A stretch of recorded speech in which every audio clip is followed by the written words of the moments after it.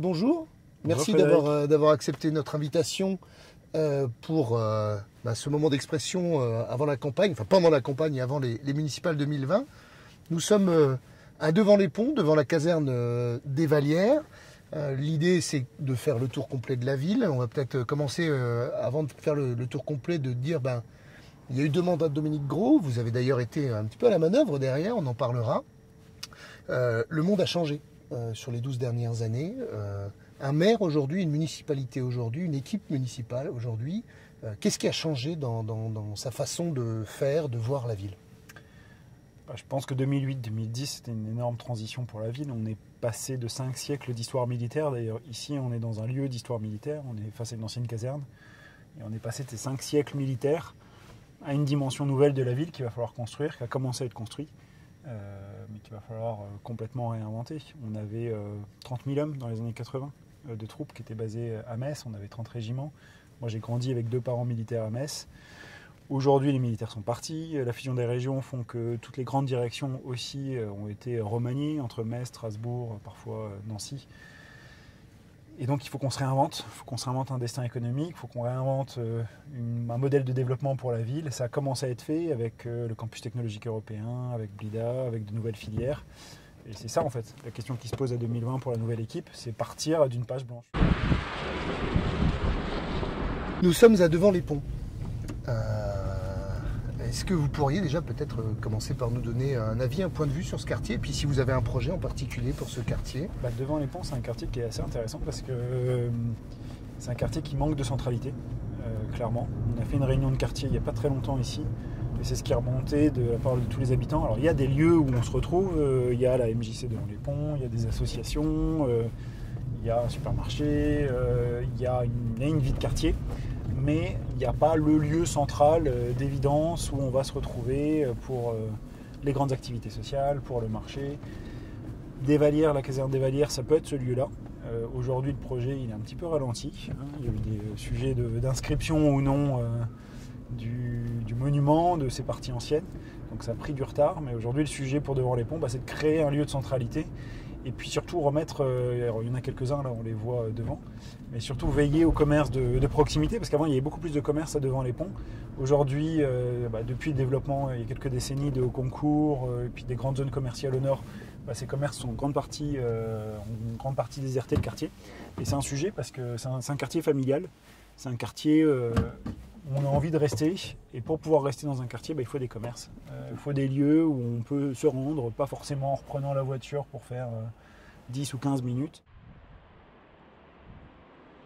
L'Agora, c'était aussi un emblème, en tout cas un projet emblématique de la municipalité précédente. Vous en pensez quoi ? C'est quelque chose qu'il faut développer, multiplier ? Ça crée ici un espace de centralité, ou en tout cas de connexion entre les habitants. Oui, partage du savoir, de lien social. Ça aussi, c'est quelque chose qui a remonté quand on a fait des réunions, quand on échange avec les habitants. C'est pas accessoire, quoi. Les gens aiment y venir, ils viennent souvent, tout le monde reconnaît que l'équipement il est de très grande qualité. Et c'est vrai qu'une municipalité qui a pu apporter quelque chose d'aussi grande qualité, avec autant d'activités ici, dans un secteur qui n'était peut-être pas assez considéré jusqu'à présent, je trouve que c'est hyper précieux. Ça change clairement le visage d'un quartier aussi. On arrive sur Blida, qui pour le coup est un projet qui est né sous la mandature de Dominique Gros, qui a accéléré, qui nous parle en fait du nouveau monde, quoi, quelque part, le mix, le mix économique et technologique, d'accord, mais aussi culturel. Si Xavier Bouvet devient maire de cette ville, quel est son projet ? Est-ce qu'il y a un projet pour Blida ? C'est quoi le plan ? Blida, déjà, c'est un projet qui est en grande partie stabilisé. C'est-à-dire qu'il y a un projet d'investissement important aujourd'hui à hauteur de 11 millions d'euros. Donc il va trouver sa vitesse de croisière dans les prochaines années. C'est vrai, avec un gros centre de gravité autour de l'économie et des jeunes entreprises. Et c'est bien que ça aille dans ce sens. C'est bien aussi qu'il y ait plusieurs autres activités de nature culturelle. Mais nous, ce qu'on dit aussi, c'est attention, ça ne résume pas le développement économique de la métropole. On est rentré dans Bellecroix, quartier que vous connaissez aussi. Un point de vue sur ce quartier, est-ce qu'il y a un projet Bouvet là-dessus ? C'est un projet uni pour Metz, d'abord. C'est un quartier qu'on aime bien, uni pour Metz, parce qu'en fait, c'est là qu'on a commencé la campagne en juin qu'on a fait nos premières réunions, nos premières actions, qu'on a eu le plus échangé avec les habitants, avec notamment les associations. Et il y a plein de choses à dire sur Bellecroix. Alors d'abord, on passe juste à côté de la mairie de quartier et puis du centre. Du centre social. Il y a un problème de place dans ce centre social, c'est-à-dire qu'aujourd'hui on pense qu'il faut l'étendre, il faut l'agrandir pour qu'il y ait plus d'activités associatives et qu'il y ait plus de place aussi pour les activités périscolaires pour les enfants. Oui. Il y a une ligne qui passe là, c'est la ligne 1, elle a une belle fréquence, mais c'est insuffisant parce qu'en fait c'est un quartier qui est hyper familial et du coup quand le bus passe et que toutes les poussettes ont pris place dans le bus, parfois même s'il y a une fréquence importante, c'est pas suffisant parce qu'il y a les poussettes, donc il faut encore renforcer la ligne 1. Là on vient de passer près d'une petite place ombragée qui est super sympa. On se propose le mercredi matin de pouvoir expérimenter un marché. Donc c'est comme pour Devant les Ponts, c'est recréer de la centralité aussi, des rencontres, des lieux de vie qui soient... et une forme de commerce de proximité quelque part. Exactement. C'est éviter les déplacements, c'est ça ? Exactement. Parce qu'aujourd'hui, quand on veut faire son marché, qu'on habite à Bellecroix, on est obligé d'aller à Borny, on est obligé d'aller beaucoup plus loin. On va rentrer dans Borny. Ouais. Quartier politique de la ville aussi. Un point de vue sur l'évolution de ce quartier, sur ce qu'il est, sur ce qu'il deviendrait ou sur ce qui serait fait sous l'ère de votre mandat. Ouais. Alors Borny, c'est un quartier qui a beaucoup changé depuis une dizaine d'années. Il y a eu Métis, il y a eu la boîte à musique. Il y a un projet de rénovation urbaine qui est très important. Qui va se poursuivre ? Qui va se poursuivre, c'est pas terminé. Ça fait partie avec Patrotte, avec Bellecroix, des projets de l'État et de ses institutions pour les années à venir. Donc c'est un quartier qui va continuer à changer de manière positive. Donc ça c'est la bonne nouvelle. Après sur Borny, un peu comme ce que je disais pour Devant les Ponts. C'est intéressant Devant les Ponts parce qu'en fait il y a plein de points qui sont évoqués sur Devant les Ponts qu'on retrouve dans d'autres quartiers. C'est un bon départ. Le sujet sur Borny pour moi c'est le lien social, c'est la vie associative parce qu'on transforme les pierres. Mais c'est pas comme ça qu'on transforme les communautés humaines. Pour autant, l'urbanisme politique a une vraie action, parce qu'on a apaisé ce quartier au fur et à mesure des années. C'est important de le faire, et ça a été fait. Mais pour nous, le vrai combat aujourd'hui, il ne sera pas tant là que vraiment comment est-ce qu'on donne envie aux gens de s'engager pour leur quartier, s'engager pour la ville, dans une vie associative. C'est l'associatif qui fait le lien. Je pense qu'à Borny, le sujet, il est en grande, il n'est pas que associatif, mais il est en grande partie associatif. Beaucoup plus qu'on le pense en tout cas. On a fait une grande réunion de quartier à Borny, il y avait vraiment beaucoup de monde, c'était intéressant. Et le point qui remontait, c'était qu'il y a 20-30 ans, le tissu associatif était plus dense, plus riche qu'aujourd'hui. Alors pourquoi ? Parce qu'en fait, il y a beaucoup de jeunes qui s'engagent peut-être moins aussi, qui ont moins envie de s'engager dans ces associations. Donc il y a un enjeu de renouvellement en fait. Mais c'est hyper important parce que c'est aussi les difficultés d'un quartier, c'est aussi des populations parfois qui sont une partie de la jeunesse qui peut être laissée désœuvrée. Oui. Il faut qu'on offre pas seulement la ville, mais par le secteur associatif, des occasions de s'engager positivement, de faire des choses, de rencontrer. C'est de l'éducation populaire en fait au sens noble. On s'approche de la boîte à musique qui a été posée en plein cœur du quartier. Ouais. Ça nous donne l'occasion d'aborder le sujet de la culture. Alors ici, il y a aussi les cultures, mais on va parler de la culture en général. Certains disent que la boîte à musique, c'est bien, mais qu'elle manque de proximité peut-être, soit dans l'offre ou... Est-ce que la culture change les gens et est-ce que la culture peut améliorer encore la proximité et le lien entre les gens, que ce soit à Borny ou ailleurs ?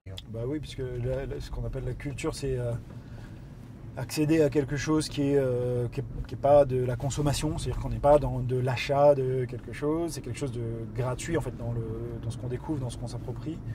Ça enrichit, ça fait réfléchir et puis surtout ça fait rencontrer les autres. Donc ça crée du lien quoi. Ça peut créer des amitiés, ça peut créer de l'imagination. Surtout, je pense qu'on a besoin d'imagination, on a besoin de s'évader aussi par la pensée. La culture, c'est tout ça. Que ce soit la musique ici, la littérature, l'opéra pour certains, tous les arts en général. Mais pour que ça marche, il faut qu'il y ait un truc qui soit fécond, quoi. Il faut qu'il y ait un creuset où on ait envie où on se sente bien, où on a envie de rester. La BAM, c'est un très bel écrin. Je pense qu'on a encore du travail sur la relation entre la BAM et puis le quartier. Ouais. Il y a beaucoup d'actions qui sont engagées, mais on peut Et encore une fois, via les associations, encore une fois, qui oui, sont... puis là, en l'espèce, les associations, ça peut être les compagnies, ça peut être les groupes de musique. C'est pas forcément des associations au sens traditionnel. Dans le programme culturel uni, est-ce qu'il y a un ou deux traits qu'on peut vraiment souligner sur la culture, un peu à l'image de ce qu'on dit sur les associations et ce qu'on dit sur la ville en général. Notre proposition, c'est pas d'aller sur de l'investissement dans des très grosses infrastructures, de recréer et d'agir sur les pierres. C'est de travailler sur les hommes et sur les femmes. Et pour la culture, selon nous, la priorité, c'est tous les diffuseurs en fait. Ça peut être des disquaires, ça peut être des festivals de musique indépendants, ça peut être des lieux de théâtre, ça peut être des galeristes. En fait, c'est tout ce qui permet de professionnaliser les artistes et de les maintenir sur le territoire parce qu'il y a des diffuseurs. Et ces dernières années, c'est les diffuseurs qui ont le plus souvent trinqué ou qui ont disparu. On a des festivals indépendants qui ont disparu. On a des associations qui proposaient une offre alternative qui ont disparu. Il y a des lieux de culture indépendante et alternative qui sont menacés encore aujourd'hui parce que c'est toujours compliqué d'être alternatif. Et donc pour nous, la priorité, elle est là. C'est sécuriser un peu le parcours, c'est ça ? Maintenir les grandes institutions, c'est l'Arsenal, ça peut être Blida sur certains aspects, ça peut être la BAM, les Trinitaires. C'est travailler sur les publics évidemment, mais c'est surtout c'est les artistes eux-mêmes en fait. Il n'y a pas de culture s'il n'y a pas d'artistes ici. Votre point de vue à vous sur le rythme scolaire, qu'est-ce qui se passe ? Vous changez ? On aura forcément un échange avec les directeurs d'établissement, avec les associations de parents d'élèves. Donc d'abord, quoi qu'il arrive, ce sera en concertation. Je pense que c'est important qu'on partage la décision, la réflexion. Donc il y aura cet échange, il y aura ce débat. Après, nous, notre position de départ, elle est effectivement sur les 4,5 jours, parce que toutes les études au niveau national démontrent que c'est dans l'intérêt supérieur de l'enfant. Et puis, moi j'écoutais il n'y a pas longtemps une conférence sur le niveau scolaire des Français dans le monde et en Europe, et c'est affligeant. C'est-à-dire que depuis qu'avec Nicolas Sarkozy on est passé aux 4 jours, il y a eu un décrochage total de la France dans tous les classements internationaux. Et donc pour deux raisons, notre position de départ c'est les 4,5 jours. D'abord, la première raison c'est l'excellence et la qualité de l'enseignement scolaire. Voilà, on montre que les 4 jours, c'est un chemin vers des générations qui sont moins formées, moins éduquées, qui sont en retard par rapport à tous les autres pays européens. Donc c'est l'excellence. Et puis c'est la tradition. Nicolas Sarkozy, qui a sorti ça de sa poche lorsqu'il était président de la République, je veux dire, c'était contraire à tout ce qui s'était fait jusqu'à présent, nos parents, nos grands-parents. Et si c'était le cas, c'était peut-être pour de bonnes raisons.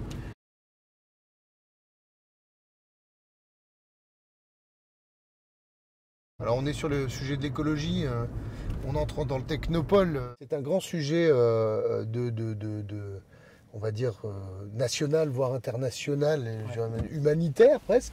Les trois grands axes, ou trois projets, ou peu importe, ou un mix des deux, quand on parle d'écologie, vous êtes le représentant officiel d'Europe Écologie Les Verts, de plusieurs, on va dire, formations d'écologistes. C'est quoi le projet ? Projet écologique de la municipalité. Puisqu'on est au Technopole, je reprends là finalement. C'est d'abord comment est-ce qu'on invente un modèle de ville et de métropole et de développement qui soit conforme à l'enjeu. C'est pas seulement faire un peu plus propre, un peu plus vert, c'est revoir complètement notre modèle économique. Et donc on aura besoin des ingénieurs, des chercheurs et puis toute la jeunesse étudiante du Technopole pour pouvoir arriver à ce modèle-là, autour de l'économie circulaire, autour de nouvelles filières. Donc ça c'est le premier point, c'est économiquement comment on fait dans un monde où les relations à très longue distance, où la déperdition d'énergie, tout ça sera interdite, où il faudra qu'on soit beaucoup plus sobre en termes d'usage des ressources.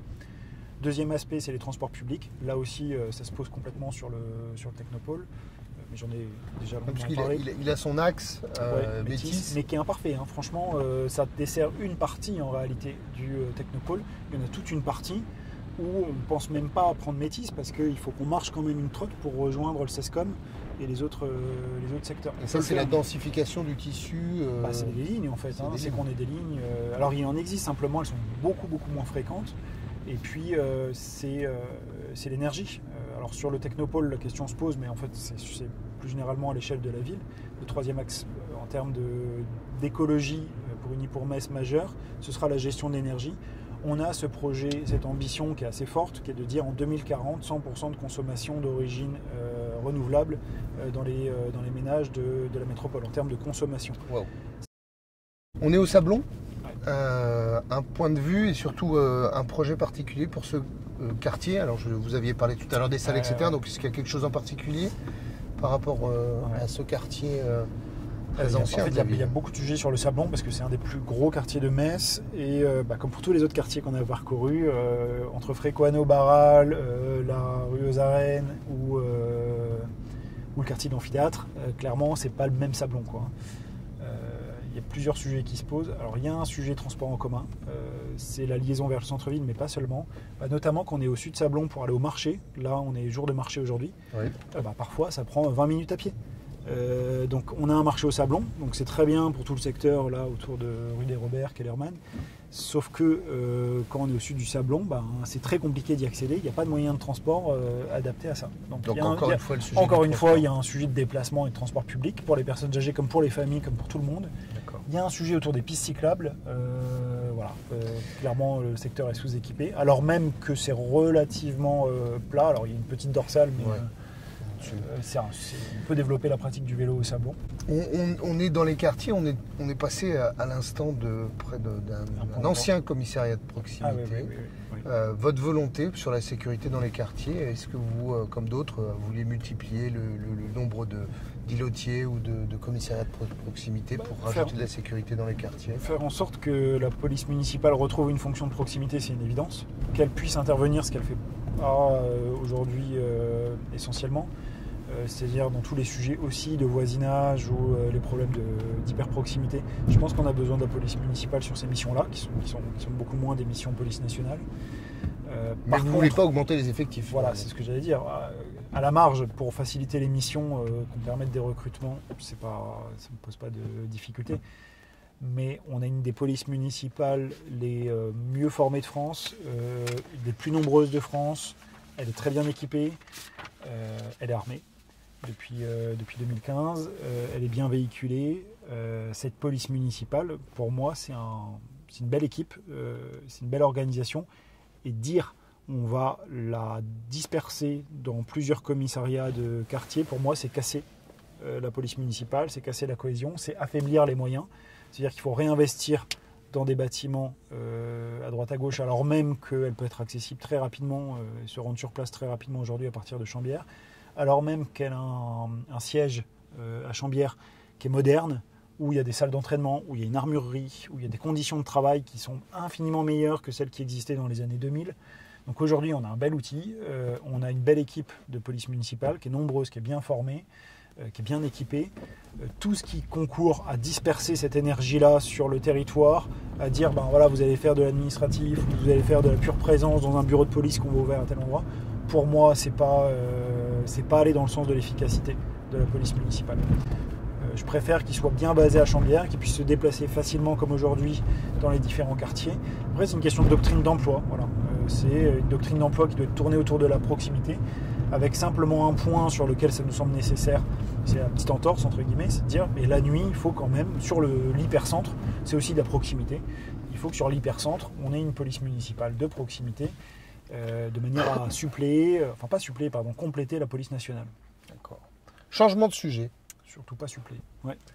On arrive près du parc de la Seille, le parc Jean-Marie Pelt, qui intègre finalement ce quartier de l'amphithéâtre. On va parler de deuxième centre-ville, simplement Metz-Ville verte. C'est Metz-Ville gazon, c'est Metz-Ville arborée, c'est quoi Metz-Ville verte? Est-ce qu'il y a un projet Metz-Ville verte? Parce que c'est quand même des choses qui ont beaucoup parlé aux gens par le passé, ouais. Cet axe de communication de la ville. Oui, et vous avez raison de le dire, je pense que il ne faut pas que ce soit que de la com. On a ces panneaux Metz-Ville Jardin, Metz-Ville verte, et c'est très bien, et effectivement ça correspond à quelque chose qui a été initié dans le passé, mais on est loin de l'exemplarité. Très franchement, on ne l'a jamais été exemplaire, et on n'est pas aujourd'hui. Et quitte à froisser quelques-uns, mais Aujourd'hui, en termes de villes vertes ou de villes jardins, on a des villes de moindre ou de plus grande ampleur dans le monde ou en Europe qui vont infiniment plus loin que nous. Pour nous, il y a le sujet des espaces verts, effectivement, des espaces arborés, c'est-à-dire des équilibres naturels au sein de la ville. Oui, c'est un sujet, mais on ne peut pas parler de ville verte quand on a la plus grande surface commerciale par habitant autour de la ville en France. Je veux dire, c'est une aberration. On ne peut pas parler de ville verte ou de ville jardin quand on a un réseau de transport en commun qui est si insuffisant qu'on est obligé de prendre la bagnole dès qu'on a un truc à faire. Donc pour nous, le sujet de ville verte et ville jardin, il est d'abord là. Pour qu'on soit vraiment une ville qui fonctionne bien d'un point de vue environnemental, et pas seulement bien, mais qui soit adaptée au dérèglement qui est en cours, il faut effectivement qu'on ait un réseau de déplacement qui soit fluide, qui soit propre, qui soit efficace, nombreux. Ce maillage. Il faut qu'on ait un étalement urbain et commercial qui soit stoppé, sinon ça ne sert à rien. Il faut qu'on ait une énergie qu'on puisse conserver dans les logements, parce que sinon ça ne sert à rien. Alors permettez-moi de vous couper parce que je sais que vous êtes sur l'écologie assez prolixe. On arrive ici face à nous ce fameux bâtiment de l'hôtel Star, qu'on arrive dans Muse. C'est un centre-ville numéro 2, c'est un petit peu comme ça qu'il est décrit, avec le décalage finalement. On avait le centre-ville qui était le centre historique, aujourd'hui le point central devient la gare, donc les mobilités, mais on va en parler dans quelques minutes. Et puis cette partie de quartier qui s'est en partie développée. Il reste à notre gauche pas mal de surface, mais il y a des projets qui sont en cours. Votre point de vue, comment on gère ce centre-ville numéro 2 ? Comment on arrive à rééquilibrer cet ensemble d'une ville qui grandit, mais qui finalement, comme bicéphale ? Moi, je pense que l'amphithéâtre, c'est une occasion loupée. Alors, je le mets pas dans le même sac que WEF, parce que c'est pas du tout la même chose. C'est pas une création ex nihilo. Il y avait une friche ici avant. C'était une friche ferroviaire, donc on est parti d'un environnement qui était dégradé. Et aujourd'hui, on a ce projet, enfin ce quartier. Donc, je le mets pas au même niveau. Mais je pense que c'est quand même une occasion loupée, parce qu'on aurait pu aller beaucoup plus loin dans les équilibres. Alors, là encore, c'est pas seulement l'ancienne municipalité, c'était déjà dans le dessin sous Jean-Marie Roche. Mais dire que non, il y a une surface d'espace vert par habitant qui est convenable parce qu'on y intègre le parc de la Seille, c'est une astuce, je trouve que c'est un peu fallacieux, parce qu'en termes de réalité de vie, on voit bien que c'est pas spécialement oxygéné. Sous votre mandat, si vous remportez cette élection municipale 2020, la fiscalité, est-ce qu'elle peut augmenter ? Est-ce qu'elle va augmenter ? Est-ce qu'elle n'augmentera pas ? On travaille à partir d'une hypothèse où il n'y a pas de pression fiscale supplémentaire. Pas de pression fiscale supplémentaire. Après, c'est vrai que c'est toujours compliqué de s'engager à moyen terme sur ces sujets-là. Pour moi, c'est un paramètre important. On ne peut pas poursuivre sur cette lancée-là. Après, il y a eu un coup, je sais, au moment des restructurations militaires, quand il y a eu la baisse des dotations de l'État. Le problème des communes, des métropoles en France, c'est qu'on est encore beaucoup dépendant de l'État, et que parfois l'État prend des décisions qui sont saines au niveau national, ou en façade en tout cas, et on se retrouve avec des anomalies complètes au niveau local, parce qu'en fait budgétairement, on laisse les collectivités se démerder en fait pour aller vite. Donc, okay. Tranquillité du centre-ville, vous souhaitiez, notamment pour la sécurité, mais aussi pour toute une série de choses, créer un comité, on va dire, avec tous les habitants, qui réunit un petit peu les commerçants, etc., pour améliorer à la fois la sécurité et la tranquillité, c'est ça ? Oui, je pense qu'il faut qu'on mette autour d'une table les riverains, les commerçants, les établissements de nuit, la police municipale et nationale, de manière à ce que zone par zone, on arrive à lever les difficultés. Je pense que la ville peut faire des choses, par exemple, sur l'aide à l'isolation sonore, en fait, des établissements de nuit, parce que c'est un vrai sujet, sur le bruit le soir.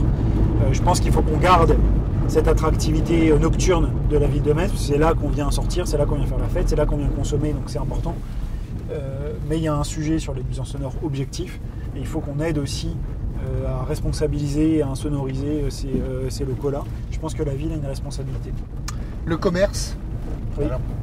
C'est un vrai sujet, le commerce. C'est un vrai gros sujet qui est menacé à la fois par les surfaces en périphérie, comme je le disais tout à l'heure. C'est quoi alors par le développement un peu anarchique en périphérie. C'est quoi votre proposition pour redynamiser le commerce ? On a des sociétés publiques, donc des choses qui sont à la main de la métropole, qui sont utilisées aujourd'hui pour aménager des parcelles en périphérie, pour accueillir des promoteurs, pour accueillir des projets en périphérie. Donc on propose d'utiliser ces sociétés publiques-là pour qu'elles réinvestissent dans le centre-ville et leur dire on ne change pas votre domaine d'expertise, vous savez faire le boulot, vous avez là une puissance financière qui est intéressante, mais au lieu d'agir sur la périphérie, vous venez acheter des biens, les rénover, les remettre sur le marché, et ça nous permet de dire, sur telle cellule qui était auparavant sur des valeurs locatives qui étaient trop importantes, des loyers qui étaient prohibitifs, on remet sur le marché, quitte à casser ce marché-là, de manière à faire revenir du commerce sur le centre-ville, du commerce sur des secteurs qui soient intéressants, choisis. Et puis on en profite pour faire revenir aussi des familles en logement directement sur le centre-ville, parce que pour qu'il y ait du commerce, il faut qu'il y ait des consommateurs. Pour qu'il y ait des consommateurs, il faut qu'il y ait des résidents. Donc faire revenir les familles, faire revenir les étudiants en centre-ville, en termes d'habitat, c'est aussi un projet commercial, et pas seulement écologique. On est arrivé devant cet hôtel de ville que vous connaissiez par rapport au cabinet. Beaucoup disent que vous êtes trop jeune pour porter cette ville. Vous êtes assez grand pour rentrer dans ce costard. Raymond Mondon, quand il est devenu maire de Metz, il avait 33 ans. Ah, voilà. Il est plus jeune. Donc un des plus grands maires de Metz était plus jeune que moi quand il a pris cette responsabilité dans une ville qui était affectée par la Deuxième Guerre mondiale en 1947. Donc les défis étaient du même ordre, puisqu'on était sur des enjeux de reconstruction et d'adaptation à une nouvelle ère. Raymond Mondon, c'était le maire d'une nouvelle ère. Il était plus jeune que moi. Voilà. Donc sur l'âge, je pense que donc vous le sentez. l'âge n'y fait rien. Je pense que ce qui est important, c'est l'équipe, c'est l'énergie, c'est l'intelligence de la situation, c'est la capacité de partager le projet avec les habitants, avec les commerçants, avec les acteurs économiques. Cette capacité de partage, on l'a démontré ces derniers mois, ces dernières années. Moi, je l'ai fait au sein d'Inspire Metz, globalement avec tout le monde, la Chambre de commerce et d'industrie, tous les acteurs du tourisme, les commerçants, les professionnels. Et donc je crois que c'est ça qui compte, c'est l'intelligence de la situation et la capacité à la partager. Merci Xavier Bouvet. Merci Frédéric Schnur. Je vais vous souhaiter une bonne journée. Merci. Et puis à très bientôt.